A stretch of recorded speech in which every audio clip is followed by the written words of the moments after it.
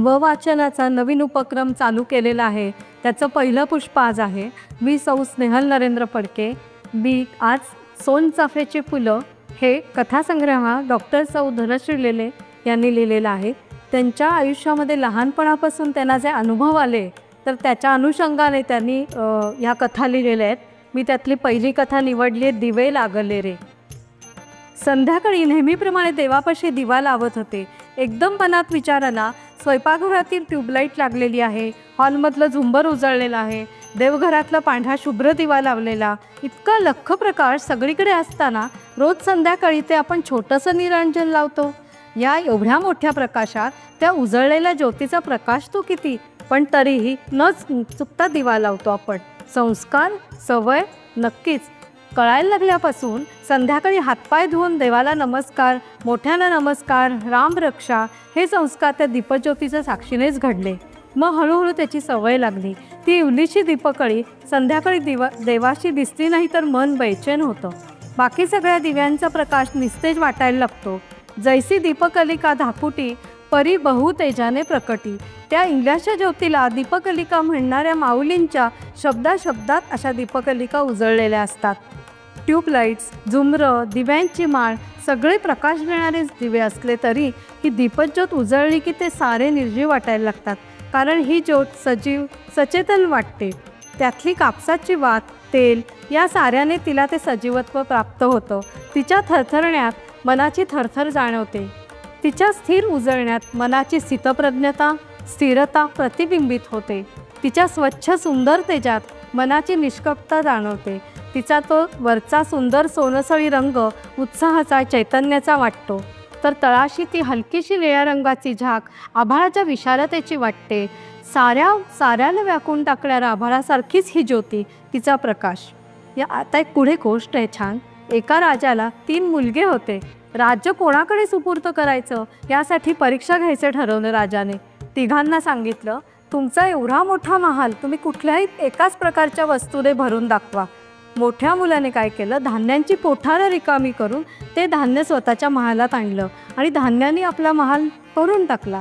वडिलांना सांगितलं, मी धनधान्याने समृद्ध करीन राज्य। दुसऱ्याने फुलांनी आपला महाल भरून टाकला, म्हणाला आपल्या राज्याची कीर्ती हा फुलाच्या सुगंधासारखीच सर्वदूर दळवळून टाकेन मी। तिसऱ्याने काय केलं, महालाच्या मध्यभागी एक छोटीशी पणती लावली। एका क्षणात सारा महाल प्रकाशाने भरून गेला। धाकटा मुलगा राजाला म्हणाला, कमीत कमी साधन संपत्तीत माझ्या कृतीने राज्याचा आणि मनाचा कोपरा उजळवण्याचा मी प्रयत्न करीन। राज्य कोणाला सुपूर्त केलं हे सांगण्याची गरजच नाही। राज्याचा आणि मनाचा कोपरा उजळवून टाकण्याचा हा विचार म्हणजेच एक उजळलेला दिवा आहे। आज शहरात, मॉलमध्ये, बाजारात दिव्यांच्या झगमगाटात आनंद उपभोगताना अजूनही काही घरं अशी आहेत तिथे साधनांच्या तुटवड्यामुळे किंवा आर्थिक तुटवड्यामुळे दिवे उजळू शकत नाही। हा एवढा विचार जरी मनात आला तरी आपली वाटचाल प्रकाशाकडे चालली आहे असं मानायला हरकत नाही। प्रकाशवाटा निर्माण करण्याचं ध्येयवेळी माणसं करत असतातच, पण गांधीजी म्हणाले तसं आपल्याला पावलापुरता प्रकाश मिळाला तरी आपली विचारांची पाऊलवाट उजळून निघेल।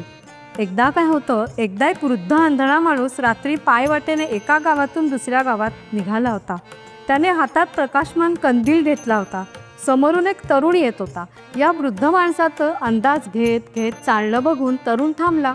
त्याने त्या वृद्ध माणसाकडे नीट पाहिलं आणि हसायला लागला।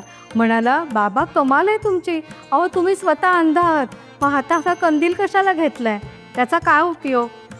तो अनुभवी वृद्ध म्हणाला, तू म्हणतोयस ते खरंय, या कंदिलाचा प्रकाश मला दिसत नाही, पण तरीही त्याचा उपयोग आहे। माझ्या हातात कंदील असला तरी मला रस्ता दिसत नाही, पण तुला तर मी दिसतो, तू माझ्यावर धडकला नाहीस आणि काही वेळासाठी का होईना तुझाही रस्ता प्रकाशमान झालाच की। तरुण माणूस त्या वृद्ध माणसाच्या विचाराच्या प्रकाशाने भारावून गेला। तो कंदील त्या वृद्धाने त्याच्या हातात दिला आणि म्हणाला, घे, तुला याची जास्त गरज आहे, मला दिवस रात्र सगळं सारखंच आहे, तू तुझा रस्ताही या प्रकाशात पहा आणि येणाऱ्या जाणाऱ्याचाही रस्ता उजळून टाक। एका ध्यानप्रयोगात सांगितलं जातं की आपलं सगळं शरीर हे धातूचं आहे, आतून पोकळ आहे अशी कल्पना करा आणि हृदयाच्या ठिकाणी उजळलेली ज्योत आहे असे माना। आणि कायम बाहेर उघडणारी दृष्टी आत वळवून ती ज्योत पहा. अशी आत उजळलेली ज्योत एक क्षणभरच दिसली तरी तिच्या उजळलेल्या देहामुळे सारा देह आतून सोन्याचा वाटायला लागतो. श्वास घेतला तर वाऱ्याने ही ज्योत विझेल की काय अशी वेडी भीती वाटते क्षणभर. आणि मग लक्षात येतं, बिन तेल बिन वाती उजळते ही आत्मज्योती. तिला वाऱ्याचं भय नाही, पाण्याची भीती नाही. अंतर्ज्योत आत्मज्योत उजळणं म्हणजे खरा दिवा लागणं. दिवे लागले रे ही शंकररामायणाच्या कवितेतल्या ध्रुवपदाची अर्धीच ओळ आहे. पुढची अर्धी ओळ जास्त महत्त्वाची आहे. दिवे लागले रे दिवे लागले, तमाच्या तळाशी दिवे लागले. नुसता अंधार नाहीसा करण्यापुरतं दिवे लागायला नकोत, तर अंधाराच्या तळाशीच हे दिवे लागायला हवे. अंधारालाच उजळण्याची ताकद असणारे विचारांचे, उत्साहाचे, ज्ञानाचे, समाधानाचे आणि समृद्धीचे पण. दुसरं पुस्तक आहे ही ट्रिक. हे माझंच लिहिलेलं पुस्तक आहे. यातली ही पहिली गोष्ट वाचते. त्याचं नाव आहे आखे सावल्यांचा. फोटो म्हणजे आठवणे. भूतकाळात मन रमवायला अभाषिक सावली, माणूस आणि त्याची सावली मानले तर अजून नाते. आपली पावले मागे घेऊन जा असे आपण म्हणते. असामान्य व्यक्तींच्या बाधिकांचे पण तुझ्यावर सावली मात्र आपल्यासोबतच निघून जाते. लहान मुले त्यांची सावली पकडायला धावतात किंवा मोठी गंमत वाटते. तो जाताना आपली सावली मागे ठेवून गेला असे आपण चांगल्या संस्कारांसाठी म्हणतो. सावली पडली त्याचे तुमच्यावर असे मात्र दुसऱ्यांच्या चुकीच्या सवयी अंगीकारल्यात बोलले जाते. लक्ष्मण हा रामाच्या मागे सावलीसारखा वनात राहत होता. यातून किती बंधुभाव शिकायला मिळतो. पत्नी ही पतीची सावली असते असे उगाच नाही म्हणत. लहान माझी बाहुली मोठी तिची सावली या बालगीतातूनच आपल्याला दर्शवले आहे की ही सावली ही आपल्यापेक्षा मोठी असावी. ज्यांचे कर्तृत्व महान त्यांची सावली कशी असेल बरं लहान. जंतर मंतरमध्ये बनवलेल्या सावलीचे प्रकार याला हेस्त सुचवत नसे. वेळ पुढे जात आहे, आपली सावली आपल्या मागून येत आहे. काळाचा अपव्यय करू नका, कारण जगात फक्त एकदाच भिडणारी गोष्ट असते आपली आई. आणि आपल्या हातात असलेला वेळ. कितीही आदरापट केली आणि अमर्यादित धन खर्च केले तरी या दोन गोष्टी परत गेल्या की पुन्हा कधीच मिळत नाही. सावली ही अशीच असते. जन्माने ती आपल्या सोबत येते आणि मृत्यूने ती आपल्या सोबत जाते. मागे राहतात त्या फक्त पुन्हा. छत्रपती शिवाजी महाराजांनी वेळेचा उपयोग किती सावधपणे आणि कसा केला याचा अभ्यास आपण केला तर आपल्याला समजेल की इतक्या कमी कालावधीत आणि कोणतीही अत्याधुनिक शस्त्रसामुग्री नसताना त्यांनी अखंड महाराष्ट्र राज्याची निर्मिती कशी केली. वेळ आणि सावली याचे अतूट नाते आहे. सूर्य उगवला प्रकाश पडता आडवा डोंगर आणि आडवा डोंगर तयाला माझा नमस्कार म्हणताना तो डोंगर म्हणजे सूर्य उगवल्यावर जागे होणारे आपण आणि आपल्यासोबत जागी होते ती आपली सावली. सतत आणि सहज मिळणाऱ्या गोष्टीचे महत्त्व आपल्याला समजत नाही. सूर्यास्ताबरोबर कडूगळू दान होत नाहीशी होणारी सावली आपल्याला विश्रांतीची वेळ झाली याची जाणीव करून देते. न तानापूर शेतात राबणारा शेतकरी, प्रवास करणारा वाटसरू, हरडे, मोर, गाई, वासरे उन्हाचा चटका लावू लागला की याच सावली झाडाखाली विसावतात. आयुष्यात असेच काही कठीण प्रसंग आले की आपल्याला सुद्धा असाच कोणाच्या तरी सावलीचा आधार वाटतो. घनदाट जंगलात त्या सूर्यनारायणाच्या प्रखर प्रकाशाला थांबवण्याची शक्ती या वृक्षराजीत आहे. सूर्याचा किरणही मुलीवर येऊ न देता संपूर्ण जंगल घनदाट सावलीने आच्छादित चटलेले असते.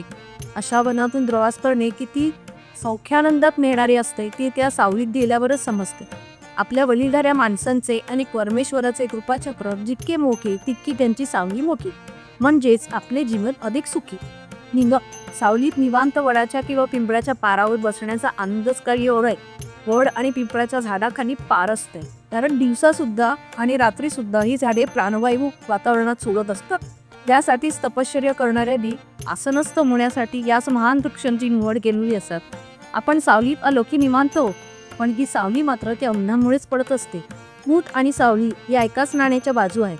चटके बसल्याशिवाय सुखाची किंमत समजत नाही आणि भूक लागल्याशिवाय अन्नाचे महत्त्व जाणवत नाही. एक असते ती आपल्यावर पडणारी सावली आणि एक असते ती आपली पडलेली साव, जी कधी कधी आपली खूण मागे ठेवून जाते. छायाप्रकाशाचा खेळ म्हणजेच प्रकाश रंगातील रंगलेली स्मरणचित्रे. आपण काढलेला फोटो हा आपल्याला काही ना काही स्मरण करून देत असतो. कोणतीही गोष्ट सहज मिळायला हवी की त्यासाठी श्रम घेण्याची गरज वाटेनाशी होती. फोटो काढण्यासाठी मेमरी कार्ड उपलब्ध झाले आणि कॅमेरा धापा टाकेली की क्लिक खतपटू लागले.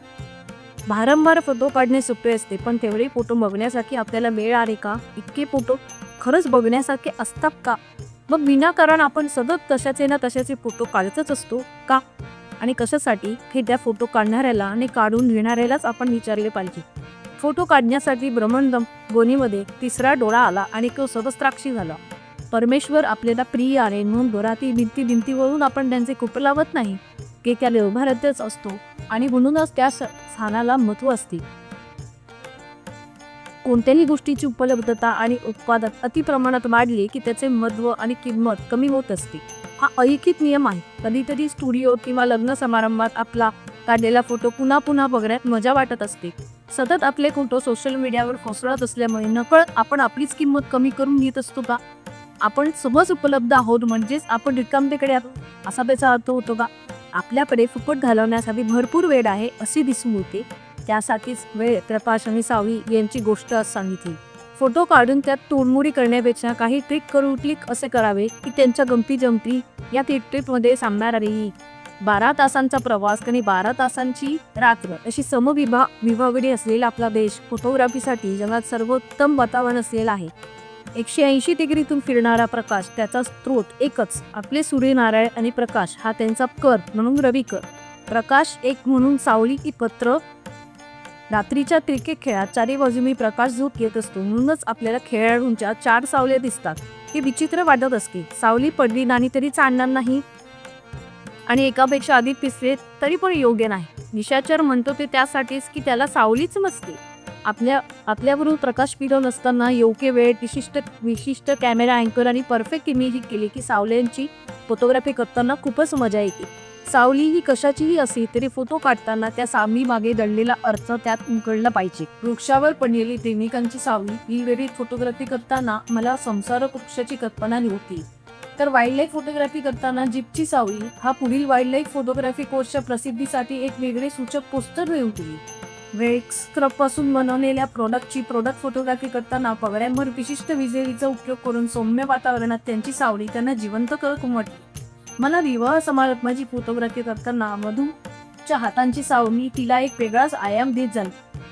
फोटो काढतो आपण सगळेच, पण त्या फोटो मागे एक गोष्ट दडलेली असेल तर तो चिरंतन आठवणींची ठेव म्हणून जपून ठेवावा असेच वाटते. धन्यवाद.